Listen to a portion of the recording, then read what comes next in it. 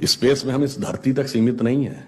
हम वो पहली संस्कृति हैं जिसने तारों की भाषा दुनिया को सिखाई, जिसने नक्षत्रों को संज्ञा दी, जिसने आकाश से गंगा निकाली और जिसने सागर पर सेतु बनाया। मैं तो यह भी पूछना चाहता हूं मेरे भाई, जिन लोगों को लगता हो कि यह कल्पना है, वैसे तो वो आपके अज्ञान के कारण कल्पना लगती, जैसे बहुत सी चीजें विज्ञान की आज से 100-150 साल पहले कल्पना लगती थी, पर उनसे पूछ लो कि भाई ऐसी कल्पना भी तुम क्यों नहीं कर पाए। उसके लिए भी तो इतनी विराट दृष्टि चाहिए कि आप आकाश गंगा तक सोच सकें। तो इससे आप समझिए कि स्पेस में हमारा विस्तार कहां तक था। अब टाइम पे आइए, अभी 2 महीने पहले हम लोगों ने अपना नववर्ष मनाया, तो अभी क्या चल रहा है, ईस्वी संवत 2021।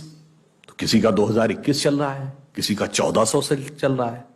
हमारा वैसे टेक्निकली ही सबसे पुराना है 2071, उससे पहले 5100 से अधिक युधिष्ठिर संवत, और हमारा सबसे पुराना संवत क्या है, ब्रह्म संवत, जो 1,97,40,28,000 कुछ 100, मुझे एग्जैक्ट फिगर नहीं याद है, वहां तक 1.97 बिलियन ईयर्स।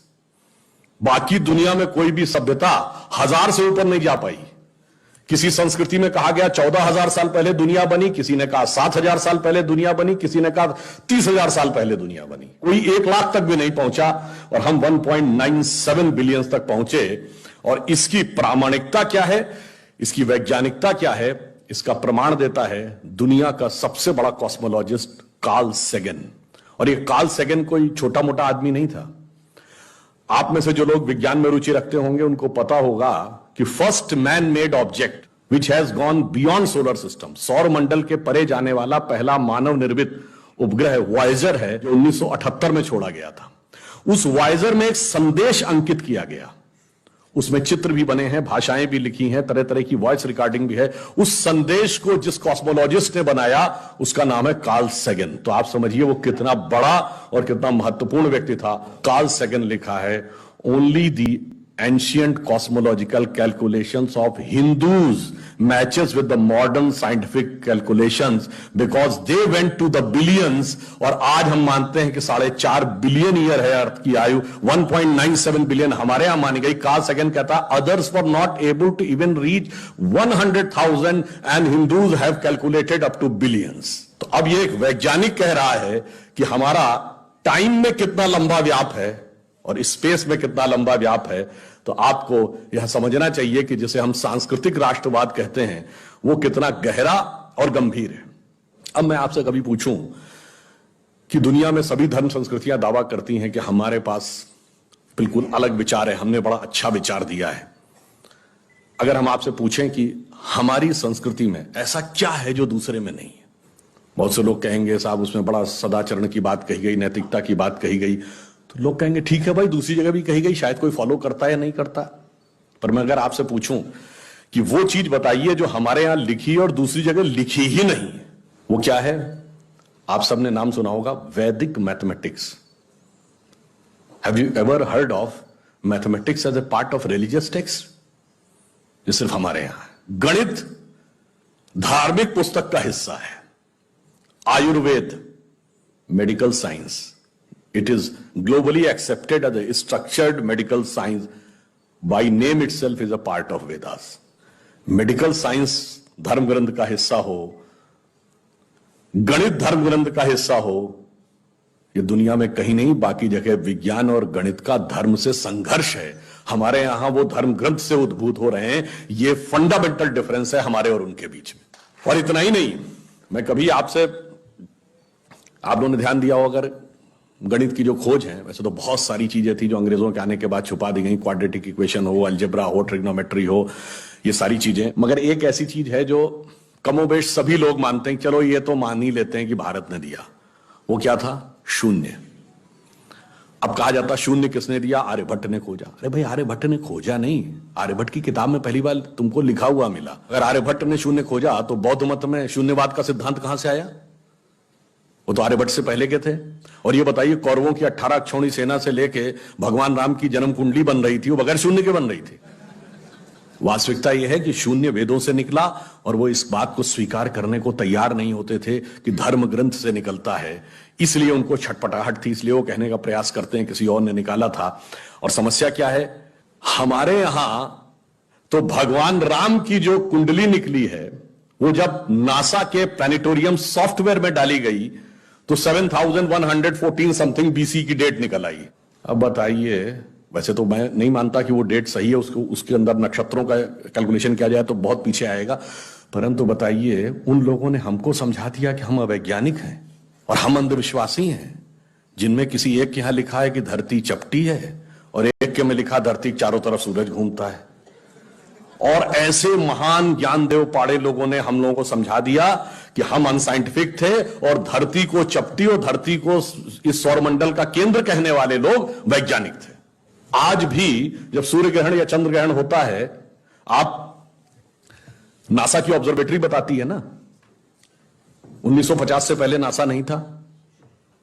आप जाके पूछिए, गांव में कोने में बैठे हुए किसी पंडित से कहिए, पंडित जी पंचांग में देख के बताओ सूर्य ग्रहण कब है, और जो वो हमारा पंचांग बताता है और जो नासा की ऑब्जर्वेटरी बताती है, कभी उसमें दिन तो छोड़िए घंटे और मिनट का भी अंतर देखा है?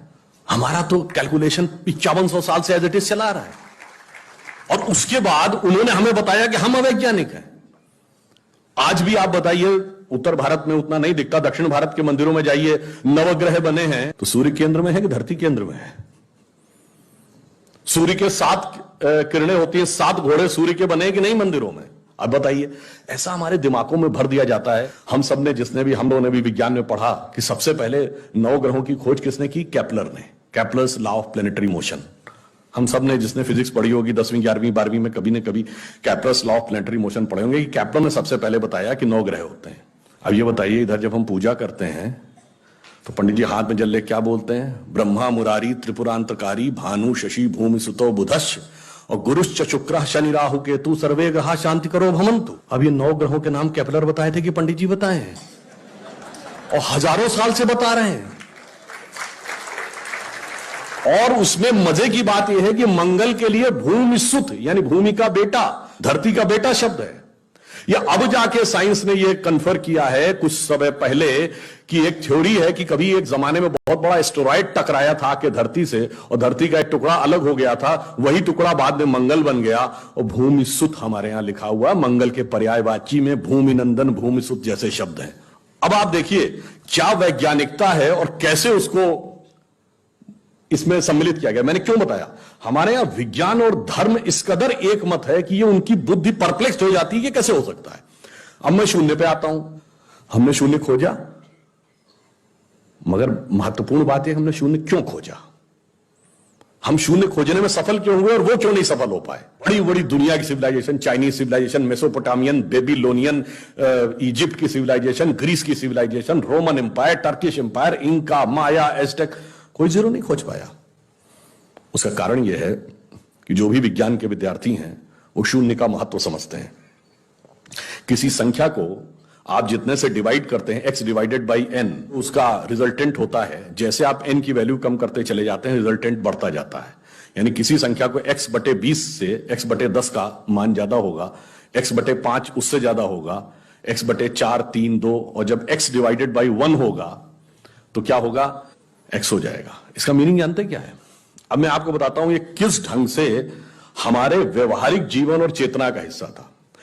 आप लोग कभी ये सोचिए कि आपको जीवन में क्या अच्छा लगता है और अच्छा लगना क्या है। मैं बिल्कुल साइंटिफिक एक्सप्लेनेशन की बात कर रहा हूं। Happiness is considered to be an energized state of mind. जब आप खुश होते हैं तो आप ऊर्जा महसूस करते हैं अपने मन में, मस्तिष्क में। अब आपने माना मुझे अमुक गाड़ी से घूमना अच्छा लगता है, अमुक कपड़ा पहनना अच्छा लगता है, अमुक चीज खाना अच्छा लगता है, फला मोबाइल मिल जाए अच्छा, फला जगह घूमने को मिल जाए, से 20 थिंग्स। तो your energised state of mind is associated with 20 things. वो इंटेंगल्ड हो गई है 20 जगह। अब आप अपने मन में सुख के लिए उन 20 वस्तुओं पे आश्रित हैं, तो x डिवाइडेड बाई 20 है। अब मान लीजिए आपने आत्म संयम किया और 5 चीजों से अपना मन हटा लिया, तो x डिवाइडेड बाई 15 हो गया, नेट रिजल्टेंट बढ़ गया। क्यों? वो ऊर्जा जो उन 5 पदार्थों के साथ संलिप्त थी वो आपने बचा ली, तो वो आपके अंदर रह गई, तो by law of conservation of energy आपका एनर्जी लेवल बढ़ गया। जब आप x/10 पे आ गए, एनर्जी लेवल और बढ़ गया, और संयम किया 5 चीजों पे आ गए, एनर्जी लेवल और बढ़ गया। अब इसके आगे की यात्रा जो 5 चीजें हैं, उसके आगे की यात्रा x/5 के ऊपर की यात्रा थोड़ी कठिन, चुनौतीपूर्ण है। यह सिर्फ सन्यासी कर पाते हो। 5 चीजें क्या हैं?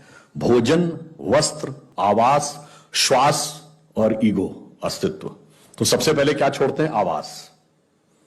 कहते हैं ना कि करतल भिक्षा तरतल वास। अब सन्यासी का कोई घर नहीं होता, तो x/4 हो गया, independent of house, no need. फिर क्या आता है? वस्त्र छोड़ते हैं, नागा साधु या दिगंबर जैन।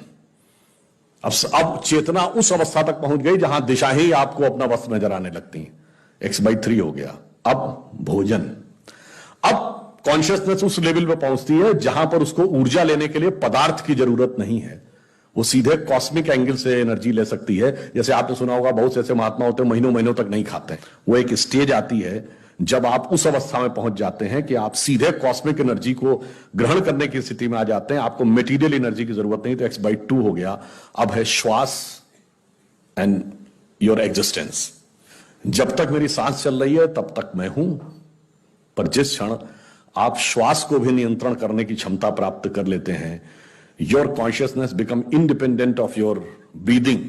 मैं चाहूंगा तो मेरी सांस चलेगी, जब नहीं चाहूंगा तो सांस नहीं चलेगी, फिर चाहूंगा तो सांस चलने लगेगी। यह अवस्था होती है समाधि की अवस्था। तो आप x/1, तो x/1 is equal to x। अब आपने आत्म स्वरूप का साक्षात्कार कर लिया, परंतु एक चीज रह गई, मेरा एग्जिस्टेंस, मैं एक एंटिटी हूं, मैं एक व्यक्ति हूं, मैं एक पुरुष हूं, मेरा नाम है, वो तो है ना। जिस क्षण आप अपने कॉन्शियसनेस को अपने एग्जिस्टेंस से इंडिपेंडेंट कर लेते हैं, तो n की वैल्यू क्या हो गई? 0। तो x/0 is equal to infinity.